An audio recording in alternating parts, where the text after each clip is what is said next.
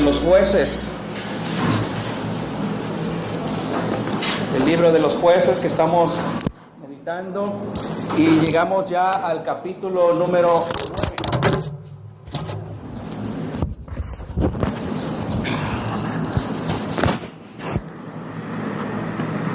Jueces capítulo número 9. Vamos a entrar ahora a la historia, ¿verdad?, de este personaje que aparece aquí en este capítulo, Abimelech. Y vamos a ver aquí el juicio de Dios a través de un gobierno corrupto. Y eso puede ser muy, ¿verdad?, aplicable a nuestros días que estamos viviendo nosotros hoy. Cuando vemos la situación de nuestro país, ¿verdad?, uno se queda sin esperanzas, ¿verdad?, de ver algún día un país sin corrupción. Nuestro país, una de las problemáticas que tiene, y quizá la más importante, es la corrupción. Y hemos visto, ¿verdad?, que con el paso del tiempo cada vez el país se va hundiendo más en esa corrupción. ¿Por qué? Porque los mismos habitantes son corruptos. Y la historia de Abimelech nos recuerda, ¿verdad?, lo que pasa cuando el pueblo de Dios se vuelve ingrato con Dios por lo que Él ha hecho, y cómo la corrupción del pueblo de Dios acarrea una serie de consecuencias. A la vez nos va a mostrar aquí, ¿verdad?, que Dios es soberano en medio de estas situaciones, de las situaciones más peores. Aun cuando veamos gobernantes de los más corruptos, Dios los controla, no es ajeno a esta problemática y no es ajeno a sus pecados, y va a juzgar la impiedad de todo gobernante impío. Viendo el trasfondo de lo que hemos visto hasta este punto, antes de continuar en el capítulo 9, es preciso ver, ¿verdad?, lo que sucede al final del capítulo número 8. Terminamos el mensaje anterior, si ustedes recuerdan, con la derrota de los madianitas por parte, obviamente, de Gedeón, que es llamado Jerobbaal, y vimos allá, ¿verdad?, que siendo él fue motivado por un deseo de venganza, y a raíz de esto el pueblo le pide, ¿verdad?, que sea su rey, Gedeón, y que establezca una dinastía a través de sus hijos. Mas él declina, él no quiere esto, y puede ser un gesto aparente de humildad, pero como señalamos la última vez, ¿verdad?, él en sus últimos días, vemos muchos indicios de que aunque Gedeón rechazó esta oferta, él vivió como rey. El versículo 29 del capítulo 8 dice: luego Jerobbaal, hijo de Joás, fue y habitó en su casa, y tuvo Gedeón 70 hijos que constituyeron su descendencia, porque tuvo muchas mujeres. También su concubina, que estaba en Siquem, le dio un hijo y le puso por nombre Abimelech.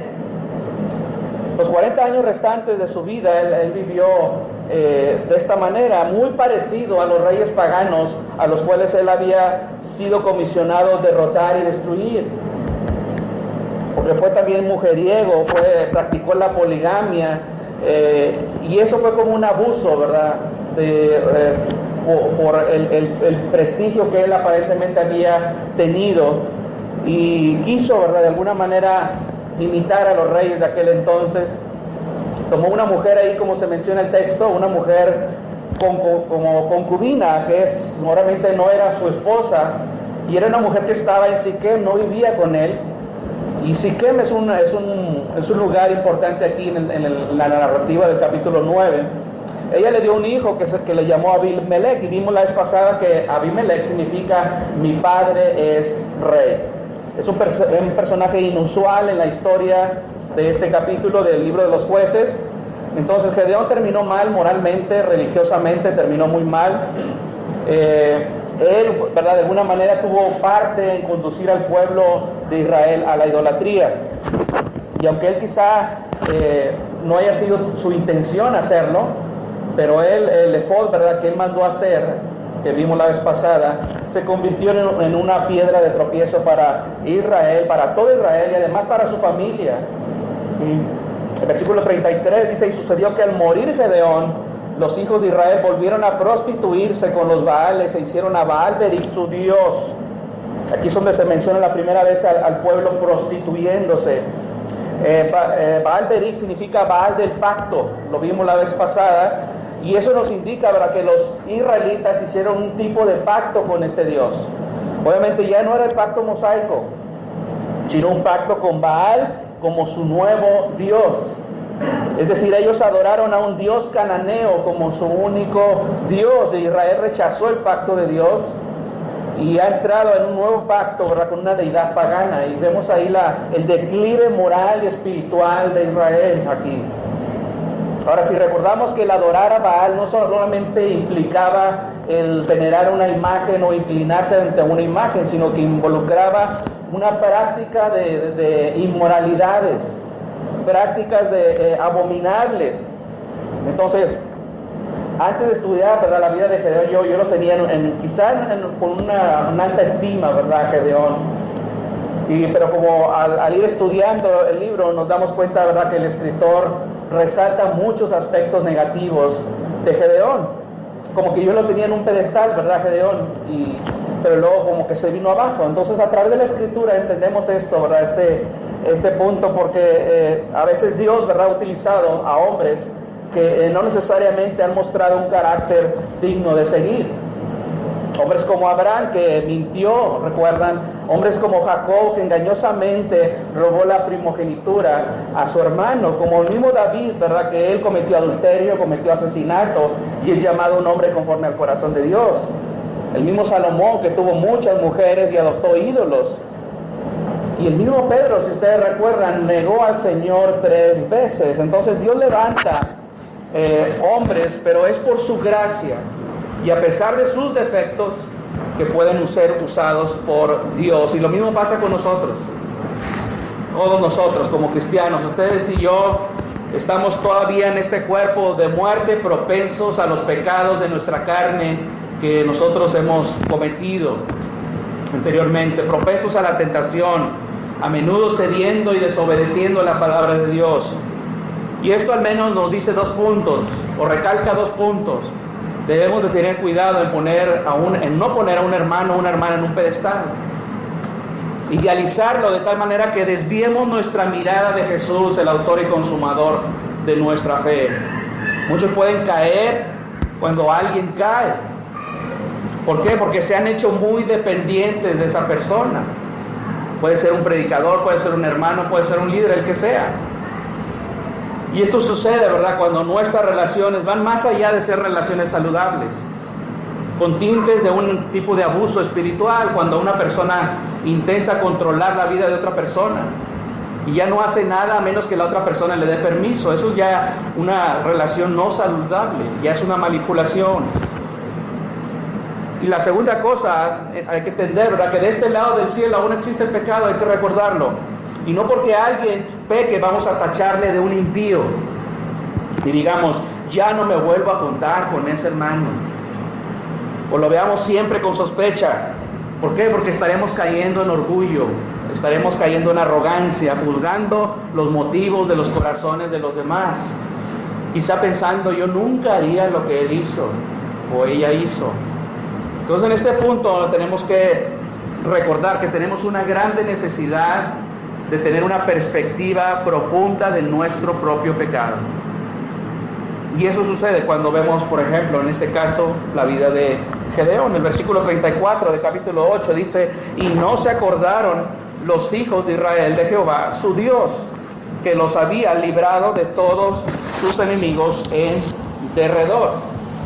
Noten ahí, cuando dice el texto ahí, el escritor, que Israel ya no recordaba a Jehová, no significa, o no está diciendo, ¿verdad?, que Israel se le olvidó la identidad de Jehová, como si le diesen un tipo de delete espiritual y se les olvidó, o se les borró toda la información. No es lo que está diciendo ahí. Significa que lo que sabían de Jehová no ejercía ningún control sobre sus vidas.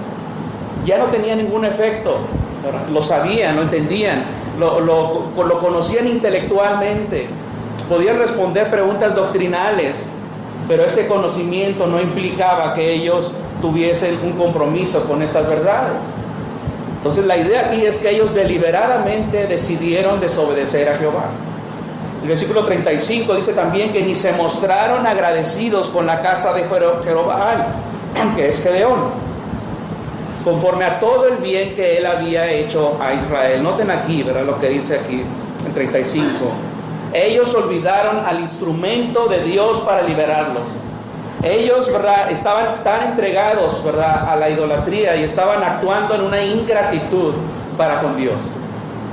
Si hubieran valorado a Gedeón, hubieran también tratado lealmente a toda su familia, como vamos a ver que no fue así.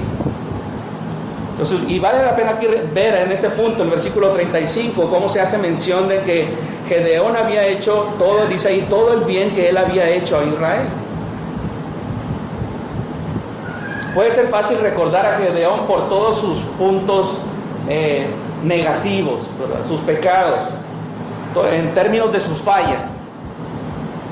Pero aunque él vivió una vida, ¿verdad?, una vida moralmente cuestionable, fue caracterizado por incredulidad, escepticismo, eventualmente tomó decisiones pecaminosas. Aunque haya pasado eso, aún en el Salmo 83 se le recuerda la victoria contra los madianitas. Aún la Biblia registra en la epístola de los Hebreos su nombre como alguien que fue un hombre de fe. Gedeón fue definido por su fe y no por su pecado, y Dios lo usó de manera poderosa porque Dios estaba detrás de él. Dios lo respaldó. Israel debía reconocer, debía recordar al libertador, es decir, al instrumento de Dios. Le debería apuntar a Jehová esto. Y en este punto es importante porque demuestra que a pesar de la infidelidad de Israel, Dios permanecía fiel. Dios continuamente los estaba rescatando en su bondad y en su gracia. Donde el pecado sobreabundó la gracia, dice Pablo. Y este es el trasfondo. Israel está totalmente entregado a la idolatría y nos prepara, por supuesto, para el capítulo número 9, donde es como una adición a la vida de Gedeón, o una adición a la historia de Gedeón. Y cuando llegamos aquí, ¿verdad?, a la historia de Abimelech, encontramos una historia muy peculiar. Es diferente a las otras historias del libro de los jueces. El patrón histórico, recuerdan, de jueces es que Israel se desviaba adorando a otros dioses. Dios les disciplina, ellos claman a Dios. Dios le levantaba un juez y luego Dios lo liberaba a través de ese juez. Después moría el libertador, el juez, ¿verdad?, y ellos volvían a caer en apostasía. Pero en este punto, este patrón, ¿verdad?, se interrumpe de cierta manera aquí, y encontramos a este personaje, Abimelech. ¿Quién es Abimelech? De acuerdo aquí al texto, si vemos ahí, primeramente vemos en el capítulo número 9, bueno, ya había aparecido en capítulo 8 su nombre, pero en capítulo 9, versículo 1, aparece su nombre. Abimelech no es un juez levantado por Dios, ni es alguien que fue utilizado para liberar a Israel, eso es muy importante, sino que es alguien que en lugar de ser juez, él mismo se corona como un rey, como un gobernante. Abimelech es un político, ¿sí? Eso es lo que es Abimelech, así debemos verlo, un político sediento de poder. Él no juzgó, sino que vino a gobernar sobre Israel. Entonces, un punto a notar aquí, que en este capítulo el nombre de Dios casi no es mencionado. Solamente se ve ahí 3 veces, 3 ocasiones, donde vemos ahí el versículo 23 de capítulo número 9, y al final también se vuelve a mencionar el nombre de Dios 2 veces. No, explícitamente no es mencionado a lo largo del capítulo. Es como en el libro de Esther. Recuerdan que el nombre de Dios no es mencionado, nunca es mencionado ahí en ese libro, pero aún así ese libro nos habla y nos hace notar que Dios está providencialmente cuidando y guardando de su pueblo, a pesar de que su pueblo está en rebelión.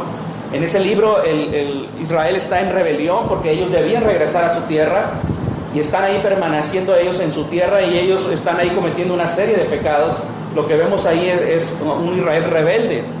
Pero vemos ahí el cuidado providencial que tenía Dios para con su pueblo. Y de igual manera aquí, ¿verdad?, Dios está presente a lo largo de este capítulo, actuando en un sentido de juicio. ¿De qué manera? Bueno, Él está permitiendo que un líder corrupto se postule como gobernante. Él está permitiendo que un líder como esta clase, ¿verdad?, adopte esta postura, esta posición, porque eso es lo que merecen. Dios está juzgando la idolatría de Israel. Recuerdan que después de la muerte de Gedeón, 40 años ellos pasan El resto de esos años pasan en idolatría. Ese es el contexto aquí. Y Dios los juzga al traerles un rey impío, sometiéndoles a un gobierno corrupto, utilizado por Dios como un instrumento de juicio por la idolatría de Israel. Después de la muerte de Gedeón, el pueblo vuelve a la adoración a Baal y aparece esta figura de Abimelech. Dice Abimelech ahí, versículo 1, Abimelech, hijo de Jerobaal, fue a Siquem, a los hermanos de su madre, y habló con ellos y con toda la familia de la casa del padre de su madre. Entonces el escritor aquí en este capítulo nos da una serie de detalles, quizá más que en otros relatos del libro. Gedeón no es mencionado ya, sino que se menciona solamente por su nombre, Jerobaal. Recuerdan que Jerobaal significa que contienda Baal contra él. Y 9 veces se menciona aquí, quizá para resaltar como ironía, ¿verdad?, lo que estaba pasando aquí, las acciones absurdas que estaba cometiendo Israel. Entonces, el nombre de Jerobaal representaba el poder de Dios sobre la debilidad, ¿sí?, de Baal. Eso es lo que representaba. Y en este capítulo parece más bien que Baal es el que está teniendo la victoria aquí.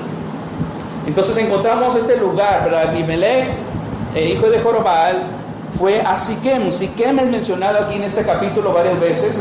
Es un territorio cananeo. Geográficamente está situado en medio de 2 montes, el monte Oreb y el monte Ebal. Es un lugar en el cual es muy significativo en la historia de Israel. En este mismo lugar, ¿verdad?, Abraham, ¿verdad?, edificó un altar a Jehová en Génesis capítulo 12, versículo 7.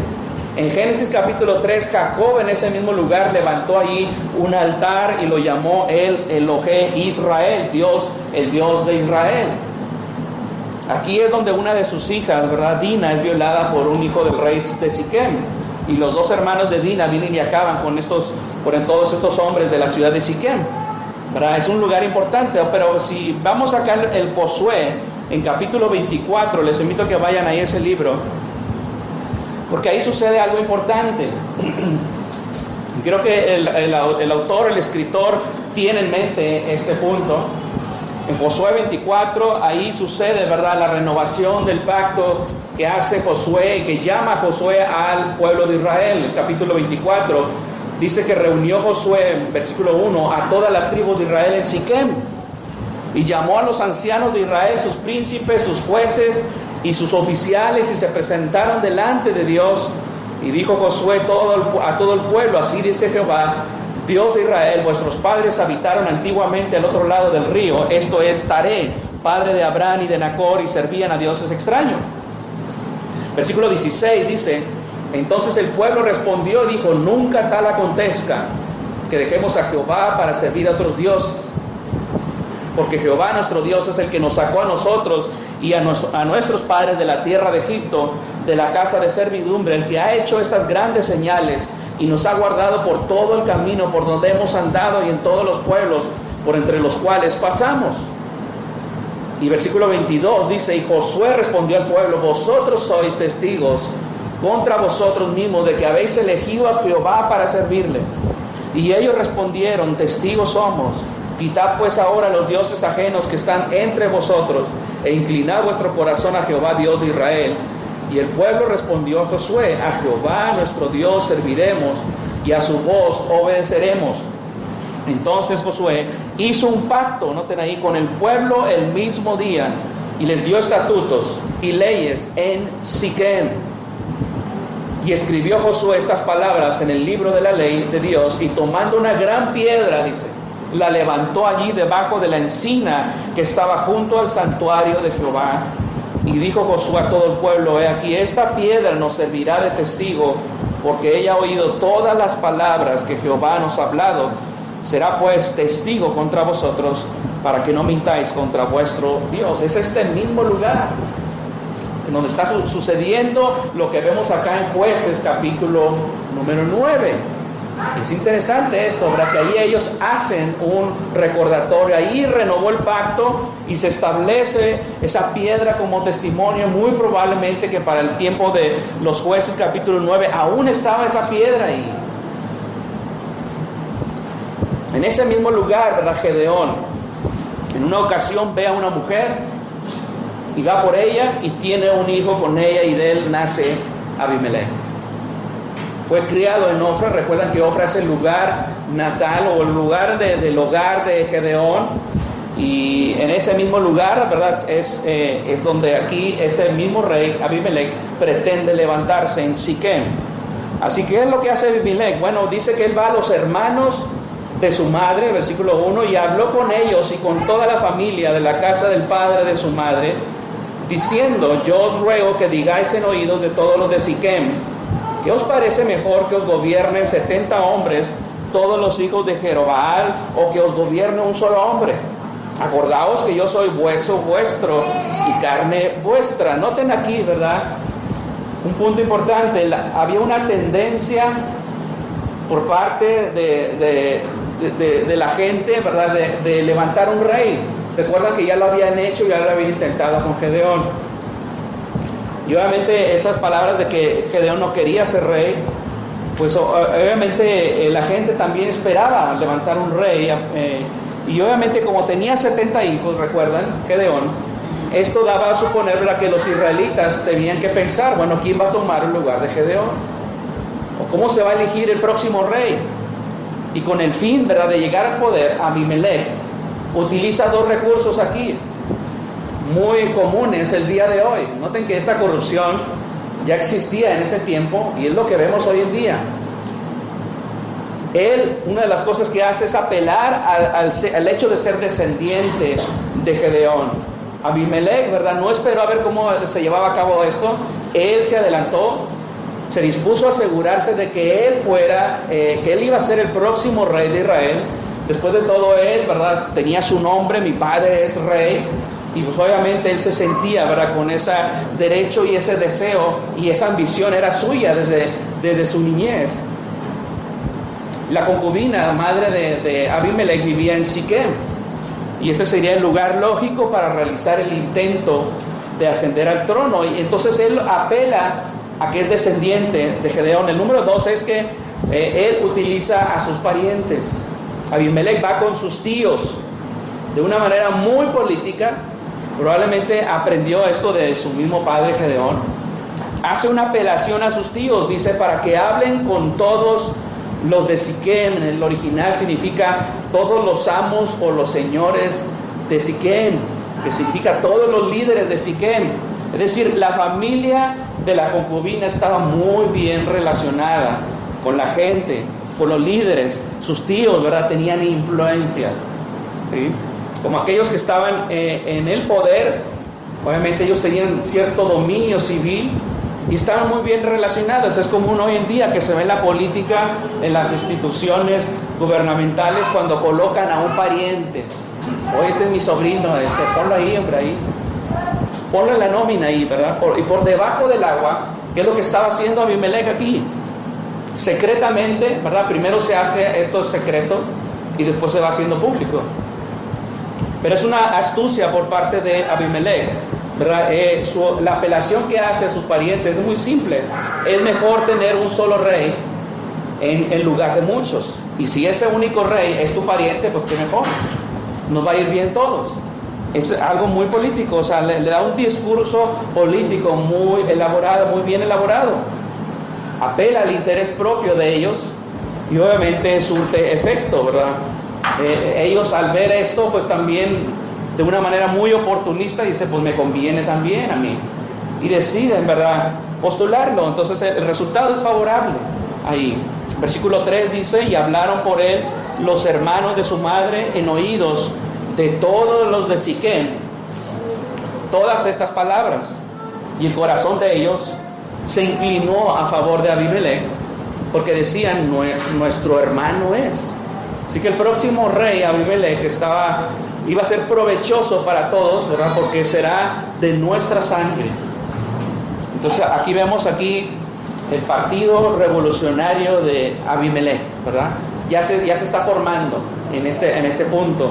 Los líderes de la ciudad, ¿verdad?, no solamente dieron aprobación a Abimelech como su elección, como su candidato, ¿verdad?, único, sino que le dan 70 piezas de plata. Noten el versículo 4: y le dieron 70 ciclos de plata del templo de Baal-Berith. Noten que en este lugar ya había un templo para esta deidad, por los cuales, dice, Abimelech alquiló hombres ociosos y vagabundos que le siguieron.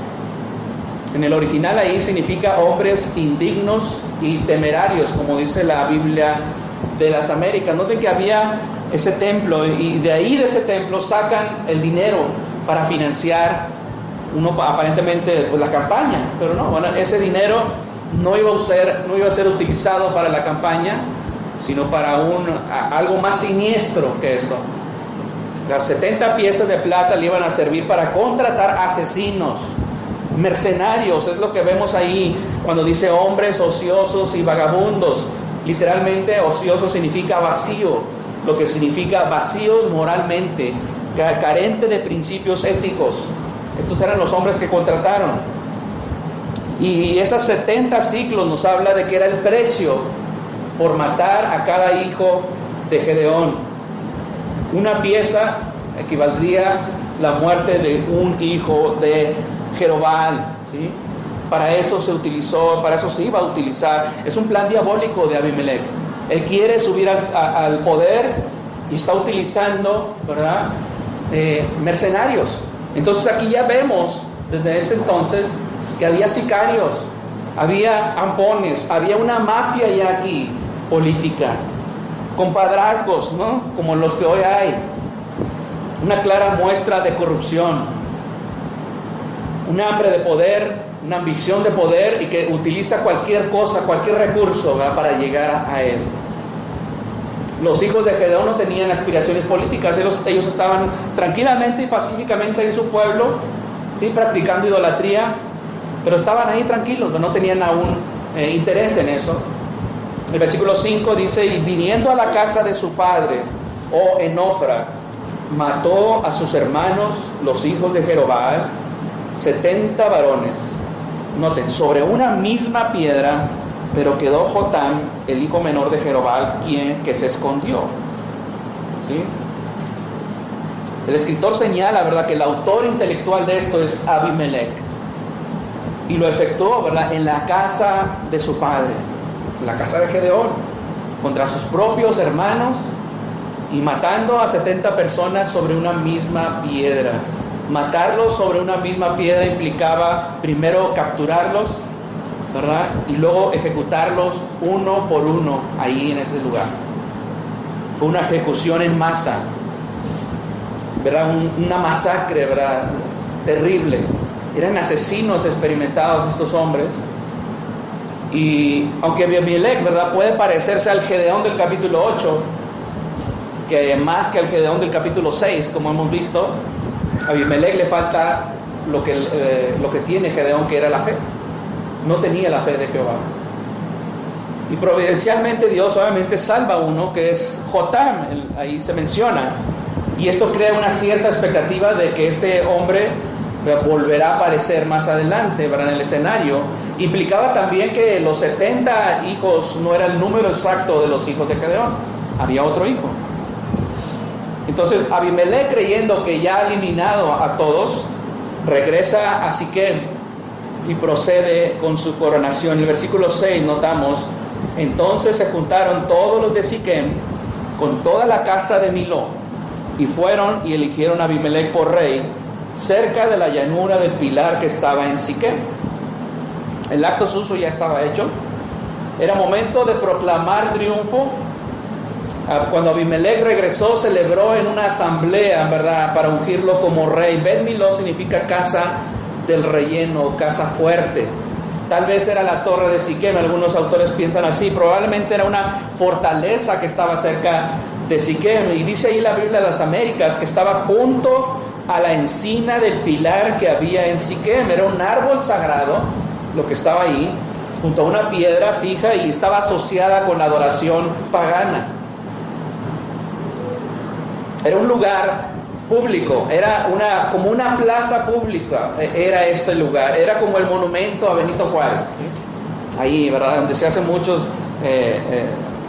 asuntos públicos, ¿no?, o la plaza de la presidencia. ¿verdad? El único partido existente en este punto ahora está proclamando y ungiendo a su gobernante. Todo era una farsa, todo era algo vacío, todo era algo hueco, ¿verdad? Como nos parecen hoy los discursos políticos que escuchamos. Todo esto, ¿verdad?, se había hecho inicialmente en secreto, ahora se hace público, ¿sí?, en este punto, aparentando que obviamente que todo se hizo bien. Se imagina el discurso: finalmente Abimelech ganó, gracias por el apoyo, etcétera, algo vacío totalmente, ¿verdad? Y notamos ahí el gran declive, ¿verdad?, moral de toda esta gente. No solo a cómo llega al poder Abimelech, sino cómo la misma gente lo apoya, sabiendo que es un asesino. Es una imagen de nuestro siglo. ¿Cuántos no buscan hacer las cosas de esta manera hoy? Usar el poder, usar influencias para obtener beneficios, para obtener privilegios a base de un manejo sucio. Y recordemos que es en este mismo lugar que Josué llamó a renovar el pacto al pueblo de Israel. En medio de toda esta solemnidad, se imagina el discurso político, una ceremonia ahí muy solemne, donde quizás muchos están durmiendo ahí, como los vemos los políticos en la tele, que se están ahí cabeceando, o a veces en los mismos sermones, ¿verdad?, que estamos cabeceando. En ese mismo, ¿verdad?, en ese mismo entorno que está aquí, aparece una voz, ¿verdad?, el versículo 7, dice: cuando se lo dijeron a Jotam, fue y se puso en la cumbre del monte de Gerizim, y alzando su voz, clamó y les dijo: oídme, varones de Siquem, y así os oiga Dios. Literalmente significa para que escuche Elohim, como dice la Biblia textual. A partir de aquí Jotam les da una fábula. Él se para ahí delante de la gente, ante todas las miradas de todos los que estaban ahí presentes, en el monte Gerizim, ¿verdad?, el monte de la bendición ahí. Jotam, el hijo de menor de Gedeón, él escapó, recuerdan, y está ahí, ¿verdad?, listo para contar una historia, de cierta manera a cierta distancia, para que no lo capturen, y protegiéndose. Pero vemos ahí el versículo 8 que él narra una fábula, versículos 8 al 15. Fueron una vez los árboles a elegir rey sobre sí, y dijeron al olivo: reina sobre nosotros. Mas el olivo respondió: he de dejar mi aceite, con el cual en mí se honra a Dios y a los hombres, para ir a ser grande sobre los árboles. Y dijeron los árboles a la higuera: anda tú, reina sobre nosotros. Y respondió la higuera: he de dejar mi dulzura y mi buen fruto para ir a ser grande sobre los árboles. Dijeron luego los árboles a la vid: pues ven tú, reina sobre nosotros. Y la vid le respondió: he de dejar mi mosto, que alegra a Dios y a los hombres, para ir a ser grande sobre los árboles. Dijeron entonces todos los árboles a la zarza: anda tú, reina sobre nosotros. Y la zarza respondió a los árboles: si en verdad me elegís por rey sobre vosotros, venid, abrigaos bajo de mi sombra, y si no, salga fuego de la zarza y devore a los cedros del Líbano. En esta fábula, ¿verdad?, que narra Jotam, los personajes ahí son árboles, son los árboles. Y esto despertaba una cierta curiosidad en la gente que estaba escuchando ahí en el medio de ese discurso político de triunfo. La parábola o la fábula hablaba de los árboles que buscaban un rey para que los gobernara. El verbo traducido ahí, elegir, significa ungir. Entonces, le preguntaron al olivo, a la higuera y luego a la vid, todos estos tres árboles prominentes, no aceptan el reinado. Todos se niegan porque estaban ocupados en producir bienes.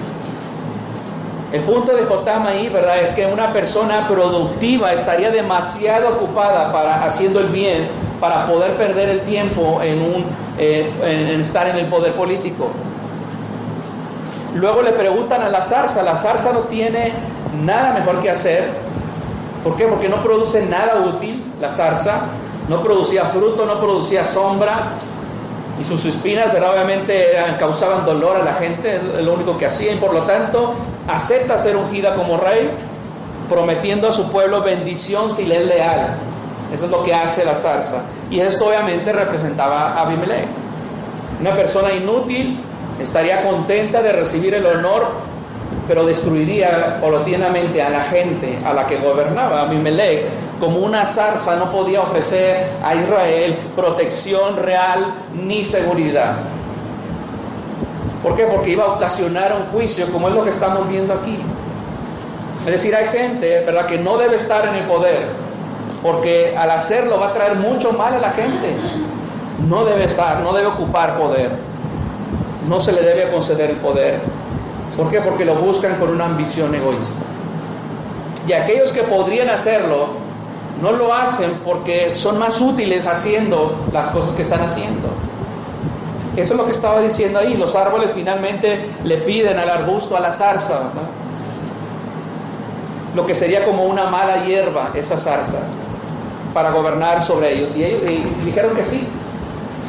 Y esa gente escogió lo más peor para gobernarlos.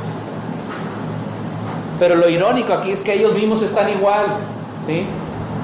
Ellos mismos están igual de corruptos, ellos mismos están igual de mal. Pero optaron a ser de una maleza inútil un gobernante para ellos. Y este es el punto aquí. Notamos en versículos 16 al 20, en la interpretación de Jotam dice: ahora pues, si con verdad y con integridad habéis procedido en hacer a Abimelech. Pregunta ahí si realmente ellos con verdad e integridad lo hicieron rey. La verdad es que no. Dice: y si habéis actuado bien con Jerobaal y con su casa. Noten que todavía se hace referencia al bien que había hecho Gedeón. Dice: si le habéis pagado conforme a la obra de sus manos, porque mi padre peleó por vosotros y expuso su vida en peligro para librarlos de manos de Madián. Y vosotros habéis levantado hoy, dice, contra la casa de mi padre, y habéis matado a sus hijos, 70 varones sobre una misma piedra, y habéis puesto por rey sobre los de Siquem Abimelech, hijo de su criada. Ahí se menciona criada como una esclava. Eso era lo que era esta mujer, por cuanto es vuestro hermano. Versículo 19 dice: y si con verdad y con integridad, noten ahí, habéis procedido hoy con Jerobaal y con su casa, que gocéis de Abimelech y él goce de vosotros. Y si no, dice, fuego salga de Abimelech, que consuma a los de Siquem y a la casa de Milo, y fuego salga de los de Siquem y de la casa de Milo, que consuma a Abimelech. Abimelech no llegó con integridad al poder, llegó suciamente. Jotam interpreta esta fábula como una bendición y maldición. El objetivo de la parábola que está explicando Jotam ahí claramente tiene que ver con integridad y verdad, y obviamente él no había procedido así. Si el nombramiento de Abimelech como rey fue hecho en rectitud y en integridad, entonces que la gente se goce con su rey, le desea bendición. Pero como no era así, dice que venga maldición sobre ustedes. Ese es el juicio de Dios por elegir a un gobernante corrupto. Si han sido desleales con Jeroboam, como lo habían hecho en realidad, Jotam les maldice, ¿verdad? Y va a venir destrucción sobre ellos. Es lo que le estaba prediciendo aquí. Y el versículo 21, ¿verdad? Notamos que Jotam huyó posteriormente de este lugar. El versículo 22 dice: después que Abimelech hubo dominado sobre Israel 3 años. Noten aquí, y aquí hacemos una pausa en este punto. Después que Abimelech hubo dominado sobre Israel 3 años. Después de esta fábula que da, el texto nos dice que Abimelech estuvo reinando 3 años. Esta era la primera vez que un rey gobernaba Israel en jueces, en lugar de Jehová. Es un dominio tiránico, es un dominio despótico. No está impartiendo justicia, sino que está gobernando de una manera corrupta. Abimelech era todo lo opuesto a lo que Dios quería en un juez. Dios no lo levantó como juez, y lo está levantando en sí como un juicio para Israel. Y a Jotam, ¿verdad? Esos 3 años se le debieran haber parecido eternos, interminables. ¿Por qué no fue castigado Abimelech ahí? ¿Por qué no fue quitado de inmediato Abimelech? Dios lo dejó ahí 3 años. Dios no lo derribó. Y no tenés un impío gobernando durante todos estos años, 3 años, aunque es breve, pero un gobernante así, ¿verdad? ¿Quién lo va a querer? Entonces vemos aquí algo importante, vemos la mano soberana de Dios aquí en todo esto. El juicio de Dios viene sobre una nación impía al permitir Dios un gobernante impío. Eso es lo que vemos aquí. Ahora, ¿somos ajenos a eso? ¿No hemos experimentado esto? ¿No tenemos un gobierno que podemos decir que es corrupto? Los eventos aquí descritos en nuestro texto ocurrieron muchos años antes, ¿verdad? Pero aún tienen mucho efecto, aún tienen muchas cosas que decirnos hoy. Dios no ha cambiado y la gente tampoco ha cambiado, seguimos igual, el ser humano es corrupto, ¿verdad? La corrupción que leemos aquí en este texto es en esencia la misma corrupción que leemos en los periódicos, en la televisión, que lo vemos en los noticieros, en la radio. ¿Cómo empezó esto? Bueno, la corrupción en parte venía de fuera.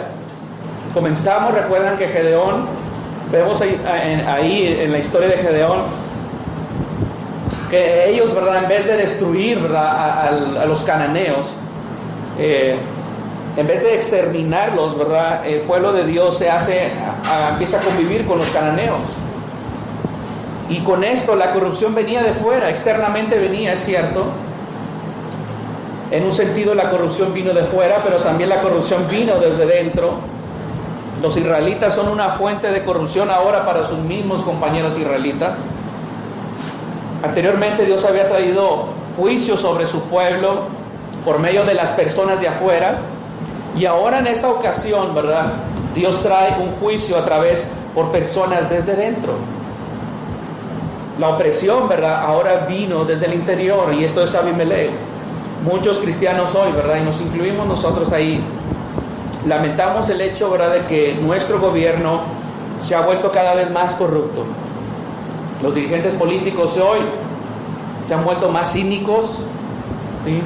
Es casi imposible para los cristianos negar la decadencia moral que hay del gobierno. Cada vez va aumentando en un ritmo alarmante. La homosexualidad se está permitiendo, los abortos, los homicidios, ¿verdad?, la impunidad que hay, el nepotismo que existe, ¿verdad? Hay que tiene mucha participación el gobierno en todos estos delincuentes que hay hoy. Proverbios 29:2 nos dice: cuando los justos dominan, el pueblo se alegra, mas cuando domina el impío, el pueblo gime. ¿Sí? Cuando el líder de una nación, incluso de una empresa, ¿verdad?, se conducen de una manera impía, los de abajo gimen. Los de abajo son afectados de igual manera en una familia. Si pecamos, los que sufren son nuestras esposas, nuestros hijos.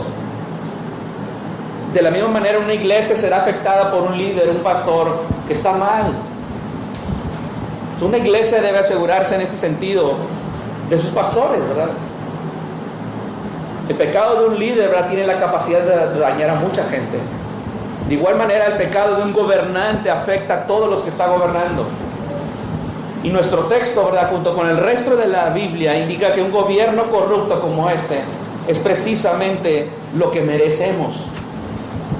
Abimelech subió al poder haciendo promesas que jamás iba a cumplir. Y al aceptarlo, y al aceptar sus promesas falsas, entonces se hicieron, ¿verdad?, obtuvieron el líder que merecían. Ahora, ¿será que Dios, ¿verdad?, ha dado a la gente de nuestro país lo que muchos han querido y así también lo que merecemos? Es lo que vemos aquí, ¿verdad? A veces el juicio divino cae sobre los hombres porque buscan en el gobierno lo que solo Dios puede darles. O dicho de otra manera, el gobierno y en ciertos líderes en particular a veces pueden convertirse en un ídolo también. Algo o alguien en el que ponemos nuestra confianza se vuelve un ídolo porque estamos confiando más en eso que en Dios. Un gobernante, incluso un gobernante corrupto, y esto es algo que quizá nos pudiera aplicar a nosotros, un gobernante corrupto puede ser un instrumento de santificación también. Este es el punto aquí. Dios cumple sus propósitos a través de gobernantes corruptos Y dentro de la santificación que Dios está obrando en los creyentes, el gobierno puede funcionar como un instrumento de santificación, un gobierno particularmente corrupto. Ahora vean ahí en Primera de Pedro para ilustrar este punto importante. El apóstol Pedro en su carta le está escribiendo a creyentes que están siendo perseguidos precisamente por un gobierno corrupto. En capítulo 1, versículo 6, Pedro menciona que ellos estaban siendo afligidos, dice, en lo cual vosotros os alegráis en Cristo, ¿verdad? Aunque ahora por un poco de tiempo, si es necesario, tengáis que ser afligidos en diversas pruebas. Capítulo 1, versículo 6. Ahora note el versículo 10 de capítulo 5. En varias partes, 4 veces se hace mención en esta carta de lo que estaban sufriendo estos creyentes, pero en el versículo 10 de capítulo 5, además el Dios de toda gracia que nos llamó a su gloria eterna en Jesucristo, después que hayáis padecido un poco de tiempo, Él mismo os perfeccione, afirme, fortalezca y establezca. Entonces estos creyentes estaban sufriendo muchos tipos de pruebas, pero dentro de esas pruebas estaba el ser perseguido por un gobierno corrupto. Estaban sufriendo a manos de un gobierno corrupto. El texto, ¿verdad?, que estamos viendo ahí, ¿verdad?, funciona como una bendición, una palabra de bendición que Pedro expresa ahí en versículo 10. Y todos esos verbos que menciona ahí al final del versículo 10, perfeccione, afirme, fortalezca y establezca, están en tiempo futuro, como en otras versiones, ¿verdad? Es decir, es una promesa lo que está viendo ahí, no es un deseo, es una promesa lo que está diciendo ahí. Es decir, Dios te perfeccionará, Dios te afirmará, Dios te fortalecerá, Dios te establecerá. Es lo que le está diciendo a creyentes perseguidos o afectados por un gobierno corrupto. Nosotros podemos estar siendo afectados por un gobierno corrupto, y Pedro nos dice aquí, el Dios de toda gracia, dice, te perfeccionará. La palabra perfeccionar dice, quiere decir hacer completamente listo, completar. Aunque ha hablado del sufrimiento, la idea no es que seamos restaurados del sufrimiento. No le está diciendo Pedro, algún día les va a quitar el sufrimiento Dios, no, sino que el sufrimiento va a ser utilizado por Dios para completarte, para perfeccionarte en lo que Él está haciendo en ti, en tu santificación. Dios, quien es la fuente de toda gracia, proveerá lo que necesitamos para ir a la plenitud, a la perfección espiritual. Y una de esas cosas es un gobierno corrupto. Es lo que le está diciendo a los creyentes ahí precisamente. Dios te afirmará. Ese verbo es establecerte en una posición firme y defensiva, para que los ataques del diablo no derriben al cristiano en el día a día. Cuando pensamos nosotros y nos preguntamos, ¿y si Satanás ataca nuestro hogar? ¿Si Satanás ataca a nuestros hijos? ¿Si ataca nuestro matrimonio? ¿Si pierdo mi trabajo? ¿Si pierdo mi salud? ¿Seré yo capaz de permanecer firme bajo tales presiones? Si yo le negara como el mismo Pedro le hizo, y aquí está escribiendo él, todos esos temores son infundados, porque los hogares cristianos no son infundados, porque los hogares cristianos muchas veces se vienen abajo, se rompen, se quebrantan. Los cristianos a menudo no están firmes en Cristo, así que esto puede suceder. Pero en medio de nuestros temores, dice este texto, Dios te afirmará. Él te mantendrá en tales situaciones de presión extrema y te mantendrá firme. Te va a afirmar. Y sí, te va a poder, quizá tropieces, vas a tropezar, vas a caer, pero debes de saber que aquí, en este punto, que Jesús ha orado por ti y que tu caída no va a ser permanente. Eso es lo que vemos aquí. Ahora también dice Pedro, Dios te fortalecerá.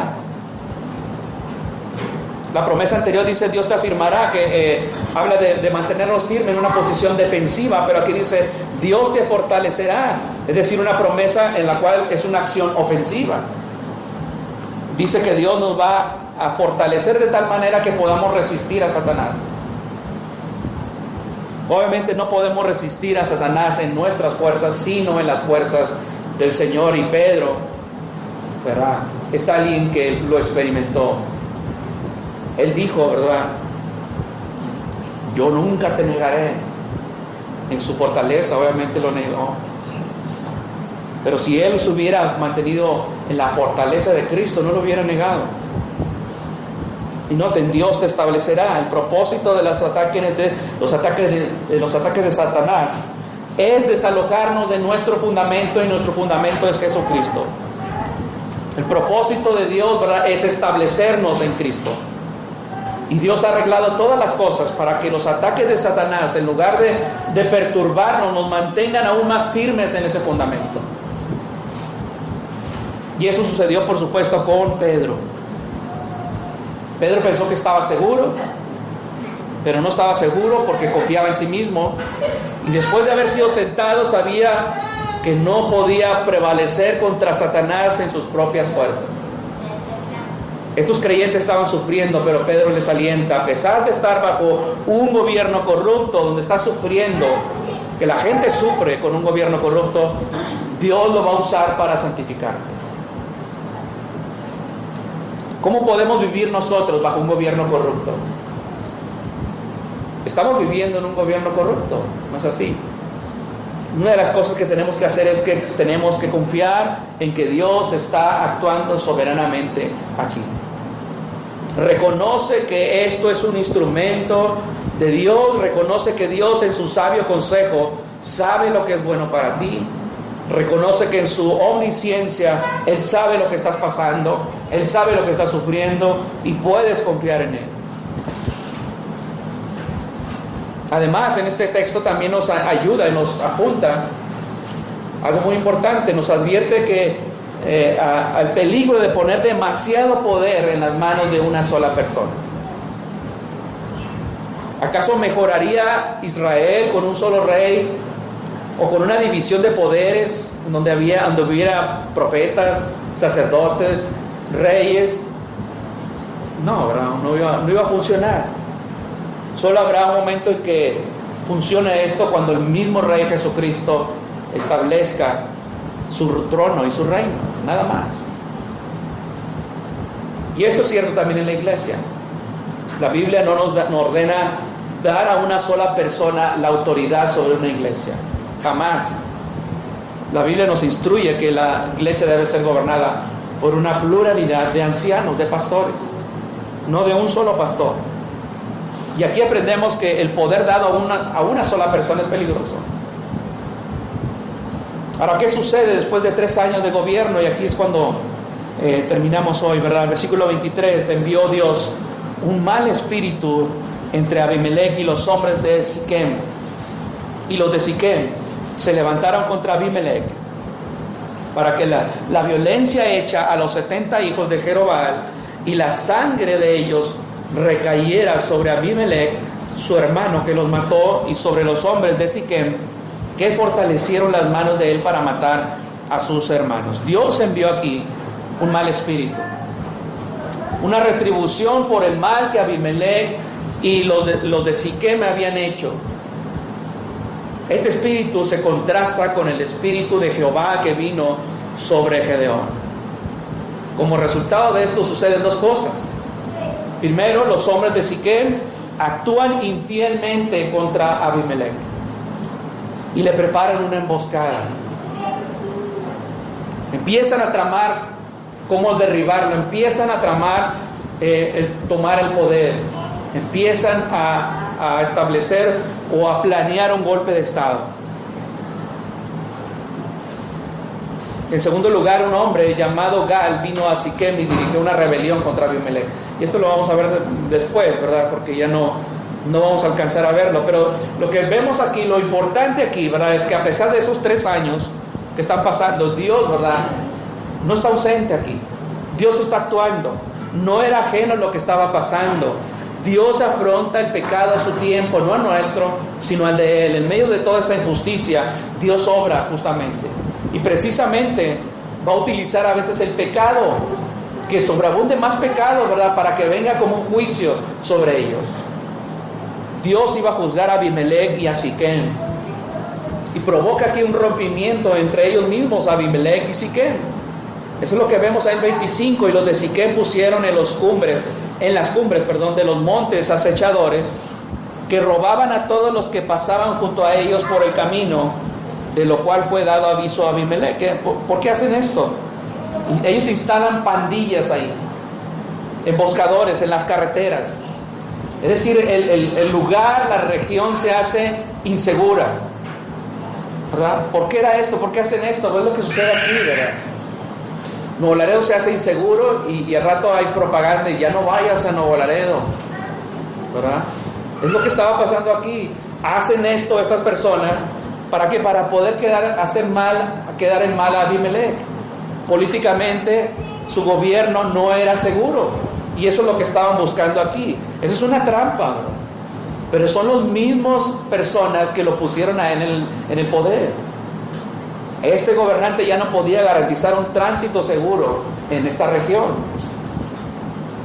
Esto daba paso al golpe de estado que iba a suceder más adelante, pero lo veremos en la siguiente mensaje. Pero la tarea de un rey es administrar justicia. Al igual que la tarea de un buen gobierno es castigar a los malhechores y recompensar a los justos. Aquí el único que fue responsable de castigar el mal, que era Abimelech, llegó al poder matando 70 personas. Era un asesino ya. Pero el Rey de Reyes es Cristo. El Señor de Señores es Cristo. Y viene, ¿verdad? Y no solamente va a derrotar a sus enemigos, Él va a venir y va a castigar a los malvados. Y este pasaje nos lo demuestra.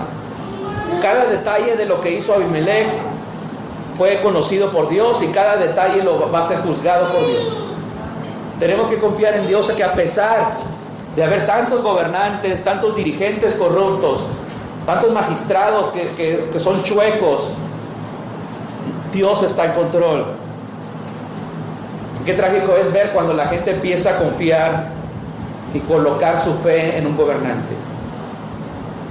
Ellos primero confiaron en Abimelech, y luego pronto van a confiar en otro personaje que es Gal. Pero solo hay uno que nos puede liberar, y es el Señor Jesucristo. Solo hay uno al cual podemos confiar, es el Señor.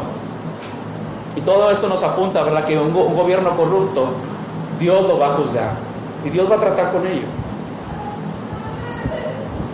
Y eso es algo que aprendemos aquí. ¿Cómo podemos vivir en medio de este gobierno corrupto?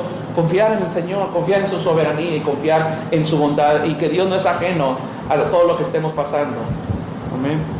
Oremos a Dios. Padre, te damos gracias, Señor, por este gran pasaje que hemos estado explorando. Te damos gracias por todas estas verdades que encontramos aquí, todos esos principios que podemos aprender aquí, que sin importar el gobernante que podamos nosotros tener, que esté gobernando actualmente, sabemos que tú tienes todo bajo tu control. Tú eres soberano y nada escapa, Señor, a tu vista, nada escapa a tu conocimiento. Ayúdanos, Señor, a no seguir los caminos de Abimelech, sino a seguir los caminos de Jesucristo. Sigamos, Señor, que sigamos nosotros con integridad, comportándonos íntegramente, que no caigamos también en la corrupción que mucha gente practica hoy en día, en cada detalle, porque tú estás al tanto de todo lo que hacemos. Padre, te rogamos que nos des las fuerzas y la capacidad, Señor, que tú nos fortalezcas, tú nos establezcas, nos guíes en todo esto, Padre. Te lo pedimos y te damos gracias en Cristo Jesús. Amén. Amén. Dios le bendiga.